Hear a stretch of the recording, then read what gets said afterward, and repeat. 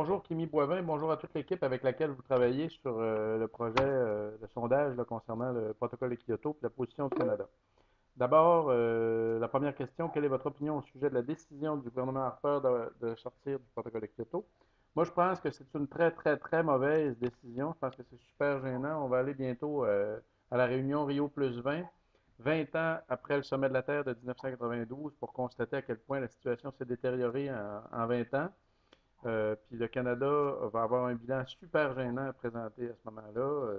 Moi, je suis particulièrement déçu que le Canada ait choisi d'être dirigé par les conservateurs dans cette période cruciale-là de notre histoire. D'autant plus qu'on a choisi de les mettre à la tête du pays comme gouvernement majoritaire. C'est vraiment extrêmement gênant. À mon avis, c'est une décision que l'histoire va conserver comme étant un moment noir de l'histoire canadienne. Deuxième question, pensez-vous que cela aura un grand impact sur les changements de l'émission de gaz à effet de serre à l'échelle du Canada? Euh, Moi, je pense que oui, évidemment.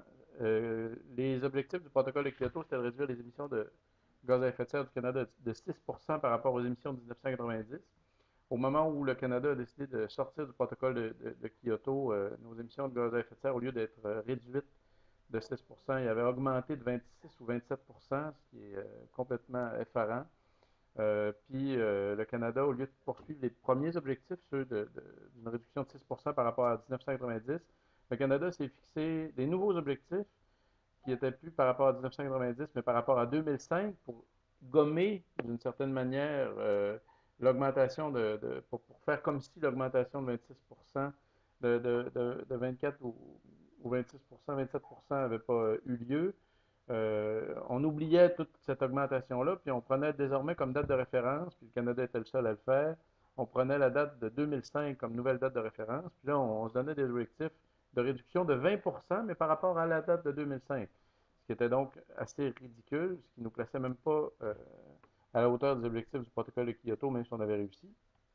Puis là, on a le vérificateur général en matière d'environnement qui a sorti son rapport aujourd'hui, puis qui montre que le Canada est en ligne pour non pas réduire ses émissions de gaz à effet de serre de 20% par rapport à 2005 d'ici 2020, mais qu'on est plutôt en ligne vers une augmentation de 7% de nos émissions de gaz à effet de serre par rapport à 2020, ce qui, en s'additionnant à l'autre augmentation, fait qu'on, par rapport aux objectifs de Kyoto, on va avoir augmenté nos émissions de gaz à effet de serre de 34-35%, ce qui est vraiment profondément, profondément gênant. Devant la communauté internationale, ça va être difficile d'aller là sans avoir la face longue et sans être gêné.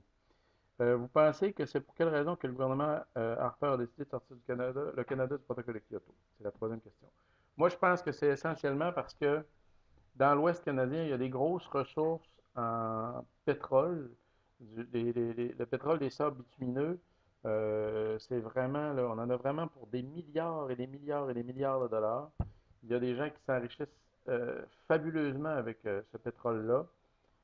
Ça émet beaucoup de gaz à effet de serre, mais il y a quand même du monde qui font tellement d'argent qu'on continue de sortir ce pétrole-là. Ce pétrole-là, il est payant à sortir quand le pétrole coûte plus de 35 le baril sur les marchés internationaux, parce qu'à moins que ça, il n'est pas payant de le sortir, il coûte trop cher à sortir. Mais à plus de 35 le baril, il devient payant de le sortir. Or, en ce moment, le pétrole, depuis des années, là, il est autour de 100 le baril. Il a même monté à 147 le baril en 2007. Fait que c'est tellement, tellement, tellement des masses fantastiques d'argent que l'appât du gain est trop fort. Fait qu'on on a décidé de développer ce pétrole-là, puis de développer une économie pétrodépendante, parce qu'il y a trop de cash à faire avec ça. Moi, je pense que c'est essentiellement ça la raison pour laquelle on n'a pas décidé d'aller dans la direction du protocole de Kyoto. Puis je trouve ça très triste. On aurait pu faire mieux. On pourrait faire mieux encore si on investissait massivement au moins une partie de l'argent qu'on ramasse avec ce pétrole-là. Finalement, quels pourraient être les petits gestes que toutes les personnes pourraient faire pour aider à diminuer ou au moins à ne pas augmenter les émissions de gaz à effet de serre? C'est la quatrième question. Moi, la clé la plus intéressante que je vois pour une réduction massive des gaz à effet de serre de toute la population du Canada, la clé la plus intéressante que je vois se trouve du côté du reboisement planétaire. Moi, je vois que le Canada pourrait jouer un rôle important en investissant massivement dans le reboisement. Ça peut se faire à l'échelle individuelle. Moi, par exemple, j'ai mis sur pied une petite organisation qui s'appelle Reboiseurs du Monde. Puis on a des projets de reboisement, là, de démarrer dans quelques pays. On a des projets en Guinée, en République dominicaine, en Haïti, puis au Burkina Faso. C'est pas des projets très coûteux. Au Burkina Faso, par exemple, on a une pépinière collective dans le village de Tanguin, puis des pépinières communautaires dans une quinzaine de villages, des pépinières scolaires, en fait, dans une quinzaine de villages. Puis tous ces projets-là mis ensemble, à date, ça n'a pas coûté 3 000 à mettre ensemble. Les projets qu'on a mis sur pied au Burkina Faso, là, ça a coûté moins que 3 000 à mettre sur pied. C'est des projets qui ne coûtent pas cher, puis c'est des projets qui, en plus de recapter du CO2, parce que quand on plante des arbres, chaque tonne de bois qu'on réussit à faire pousser enlève du CO2 de l'atmosphère à raison de presque 1 pour 1, là, parce que le bois est constitué à 29% en moyenne de carbone, tandis que le CO2 est constitué à 28% en moyenne de carbone. Donc, pour ce qui est de la masse. Donc, quand tu fais pousser une tonne de bois, autant dire que tu auras capté une tonne de CO2, ça revient presque au même. Quand tu plantes bien des arbres, puis quand tu introduis des technologies de remplacement pour les gens qui utilisent le bois de chauffage pour faire cuire leur nourriture, ben, tu réduis doublement les émissions de gaz à effet de serre. Puis en plus, tu aides des populations qui vont être touchées les premières par les changements climatiques. Tu aides ces populations-là à avoir une vie meilleure parce qu'en ayant de la cuisson solaire, par exemple, ils peuvent être moins malades en raison de l'utilisation du bois de chauffage puis du charbon. Il faut savoir que l'utilisation du bois et du charbon dans les pays du Sud comme énergie pour faire cuire la nourriture, ça cause des maladies respiratoires qui font plus de morts à chaque année que la malaria à l'échelle de la planète. Donc, tu vois, c'est intéressant d'introduire la cuisson solaire. Puis quand on réussit à introduire la cuisson solaire, compte tenu que à chaque journée, une famille prend à peu près l'équivalent en charbon de 3 kilos de bois pour faire la nourriture, ben, une famille qui adopterait complètement la cuisson solaire sauverait un peu plus d'une tonne de bois par année, donc éviterait l'émission d'un peu plus d'une tonne de CO2 par année. On laisserait le bois en vie, bois qui pourrait continuer de capter plus de CO2, qui pourrait produire des fruits pour nourrir les gens, qui pourrait réduire aussi l'effet des îlots de chaleur locales, qui peut avoir plein de bons effets donc sur l'environnement. Pour toutes ces raisons-là, moi je pense que le reboisement, c'est la meilleure option. On peut faire du reboisement ici. On peut aussi investir dans des organisations qui font du reboisement ailleurs dans le monde. Il y en a plein, plein, plein, plein, plein. Ça vaut la peine de chercher sur Internet pour en trouver des projets de ce type-là. Puis,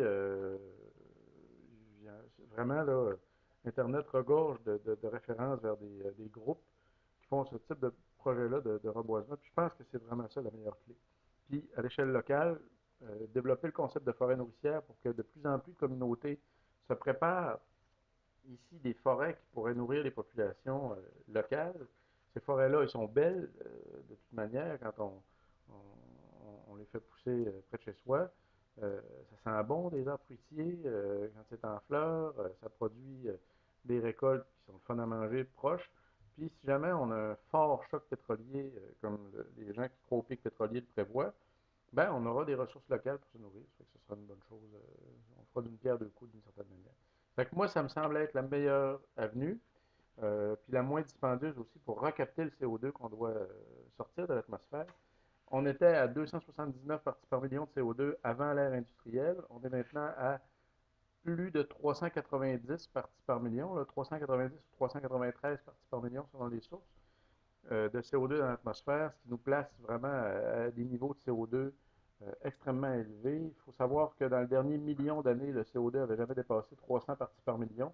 Donc, à 390 parties par million, c'est vraiment un seuil de CO2 qui est vraiment très élevé. Il faut savoir que la toute petite augmentation de température à l'échelle planétaire qui est déjà survenue, une augmentation de température de 0,7 degrés, se traduit au nord, dans les endroits où la température a le plus augmenté, par une augmentation de température de 7 degrés dans certaines régions. Or, il faut savoir que sous l'eau, puis dans le pergélisol, il y a des hydrates de méthane sur le plateau continental qui sont accumulés là, qui contiennent vraiment là, des gigatonnes de méthane, un gaz qui est 23 à 26 fois plus puissant que le CO2 comme gaz à effet de serre. Ce méthane-là, en chauffant un petit peu l'océan, il commence à sortir. Il y a des endroits dans l'océan Arctique où on constate que le méthane sort massivement. Il sort aussi du pergélisol qui est en train de fondre. Puis ce méthane-là risque de causer un emballement des changements climatiques qui rendrait le phénomène vraiment là, incontrôlable. Puis pour toutes ces raisons-là, je pense que ça vaut la peine de planter massivement des arbres. Il faut que la plantation massive de forêts nourricières devienne une politique publique partout dans le monde. Si on réussit à recapter beaucoup de CO2, peut-être qu'on réussira à redescendre la température un petit peu, à stabiliser en tout cas l'augmentation de température pour éviter d'avoir le dégagement de méthane qui, euh, qui est en train de se produire. Comme ça, on aura peut-être des chances de léguer à nos enfants une planète qui aura un climat encore habitable. Ce méthane-là, qui a commencé à se dégager un petit peu, si tu fouilles un petit peu, tu vas voir que un des événements d'extinction massive qui a eu lieu au cours de l'histoire de la planète s'est produit il y a 252 millions d'années, à l'époque qui sépare la période du Permien de la période du Triassique, dans les périodes géologiques de la planète. Puis une des explications de cette extinction massive-là des espèces à cette époque-là, c'est le dégagement massif du méthane qui avait été entraîné par une augmentation de la température de 5 degrés causée par d'autres causes. Une fois qu'on a fait augmenter la température de 5 degrés, ben, il y a eu tellement de méthane qui a été dégagé que ça a fini par augmenter la température globale à l'époque de non pas 5 mais de 10 degrés, ce qui a entraîné l'extinction de 96% des espèces vivantes de la planète. On est passé proche de voir s'éteindre toutes les espèces vivantes de la planète à ce moment-là. C'est la plus massive période d'extinction qui a eu lieu jusqu'à maintenant dans l'histoire géologique, là, dans l'histoire de la planète. Puis, ben, nos actions sont, selon certains auteurs, en train de causer euh, un réchauffement suffisant de la planète pour qu'on risque de faire survenir une deuxième fois le même dégagement massif de méthane. Donc, c'est urgent qu'on prenne des actions précises, énergiques. Puis, pour ça, ben, planter des arbres, évidemment, cesser le plus vite possible d'utiliser les hydrocarbures comme source d'énergie, adopter l'énergie solaire partout où on le peut, l'énergie solaire sous toutes ses formes, c'est-à-dire les panneaux solaires, mais aussi le solaire thermique, mais aussi l'éolien, qui est une forme d'énergie solaire, mais aussi l'énergie marémotrice, qui est aussi une forme d'énergie solaire, l'hydroélectricité, qui est une forme d'énergie solaire aussi.